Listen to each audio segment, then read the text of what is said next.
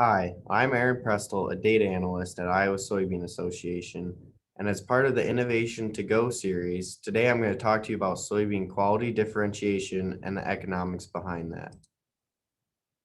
Today we'll cover how soybean quality has been in the spotlight. We'll also cover the research that ISA has done surrounding soybean quality.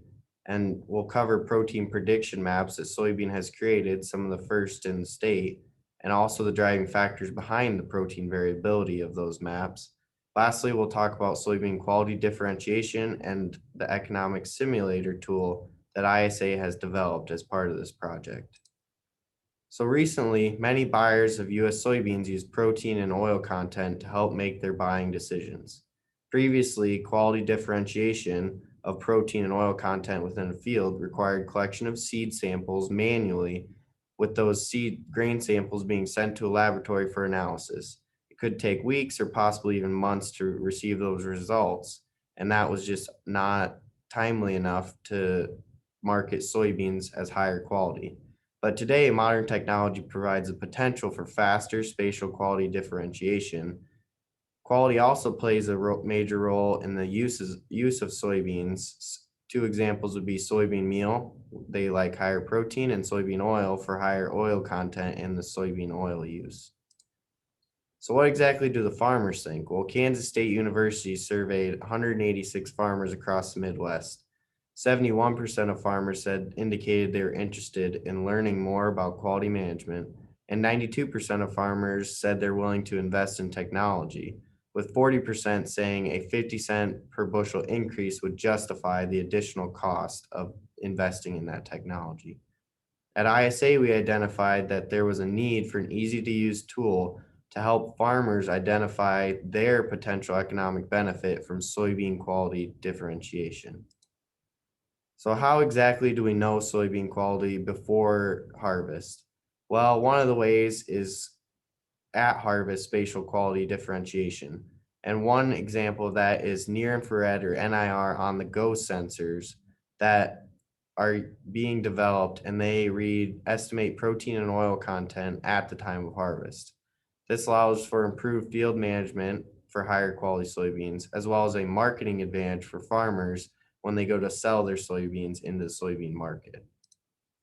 So what research has been done here at ISA? Well, from 2018 through 2020, 47 fields from across the state have been hand sampled for soybean quality analysis. As you can see here, they're spread out throughout the state, and in 2021 and beyond, we hope to get more areas to get a better representation of the state as a whole. What do I mean by these fields were sampled? Well, based on spatial variability, soil type, aerial imagery, and other management data that we had, a minimum of 10 points were selected in each field. Using a GPS, we then went to each point and hand sampled that area. Once the plants were collected, the soybeans were threshed, and the grain was sent to the laboratory for analysis of protein, oil, and amino acid content. Here's an example from 2019 of data we shared with the farmer from one of his fields.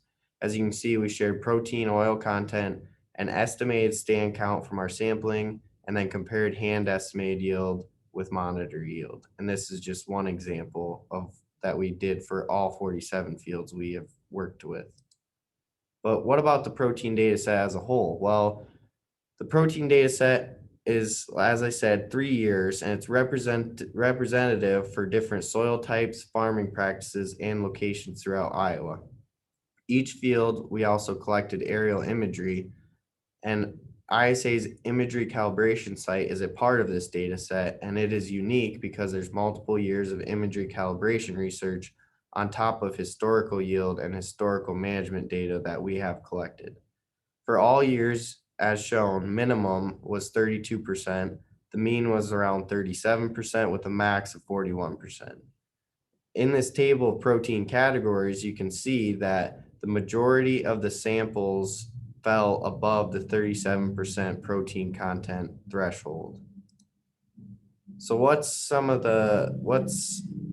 one way we can keep higher yield and also higher quality soybeans? Well, one thing we noticed and wanted to look into was the impact of varieties on protein content. Here's an example of a farm with fields in Greene and Webster counties. And this is through all his fields with different varieties. As you can see, the graph demonstrates protein percentage and protein content compared to soybean yield in bushels per acre. Of the four of the five varieties had a positive relationship, meaning that as soybean yield increased, the protein percentage also increased. But one variety, variety 4 in this case, had a negative relationship where as soybean yield increased, protein content decreased. Studying stuff like this is helpful in knowing that variety does matter when it comes to having high yielding soybeans, but also high quality soybeans. But how exactly can we predict what quality is before we harvest it? One example is through aerial imagery that allows for protein prediction.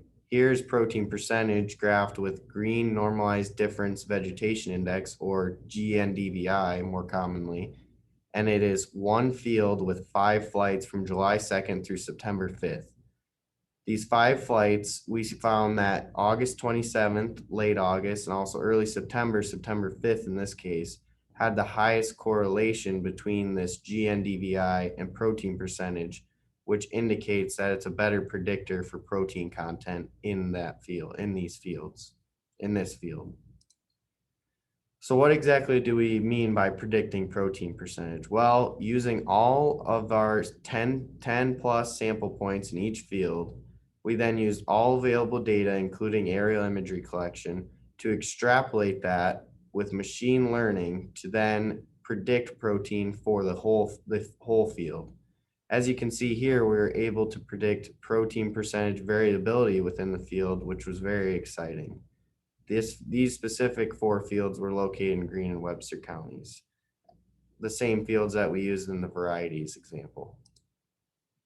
As indicated earlier, ISA's imagery calibration site is a part of this protein data set as well.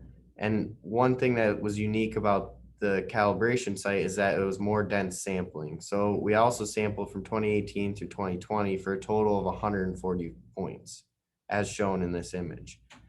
Well, if you look at the 2019 sample points, the second from the left there, this is the prediction map for that area. And it allowed us to build a better training data set to allow us for better and more accurate protein prediction throughout the field. What exactly does this mean for farmers, and what's the economic benefit? That's where the Soybean Quality Economic Simulator tool comes into play. The online decision aid tool is available at the link listed here, and it allows for user-specified input for custom economic analysis. Right now, the inputs are grain price, yield, with a protein premium increment, and also yield percentage change increment. In the future, we hope to add more inputs such as delivery costs and other management costs that would help better customize economic analysis for your farming operation. When these inputs are then placed into the tool, it's interactive, so it updates the potential economic return per acre as you edit those inputs. The black outline shows no yield change with a protein premium payment that always results in an economic benefit. The blue outline indicates a yield increase paired with a protein premium payment, which results in an even higher positive economic impact. The red outline demonstrates that a higher protein premium payment would be required to cover the economic impact of any yield loss. There's also 2 other interactive graphs, one with showing the return in a slope style with lines, and then also in a table for those more that like that layout better. So what's the utility of soybean quality differentiation? Well, one of the things is field management benefits. That can be nitrogen balance estimation and sustainability metrics surrounding nitrogen, because you can estimate nitrogen uptake with higher quality soybeans uptaking more nitrogen. Other field nutrient management with higher quality soybeans or higher yielding soybeans even using more nutrients in that area. And the opposite, if it's low, you might not need as many nutrients there. and also improving animal nutrition and feed rationing with soybean meal. Also, with the Soybean Economic Simulator, that provides an easy to use tool to determine potential economic return for higher quality soybeans. This also promotes a potential marketing advantage for U.S. soybean farmers, and this raises awareness for farmers on quality differentiation and potential economic benefit of protein premium payments. Again, here's the tool listed, and you can find it at that link. Well, thanks for tuning in to this Research Center for Farming Innovation to Go series. And like I said, I'm Aaron Prestel, a data analyst at Iowa Soybean Association. If you have any comments, questions, or would like to participate in this research, feel free to reach me at the email or phone as listed here. Thanks again.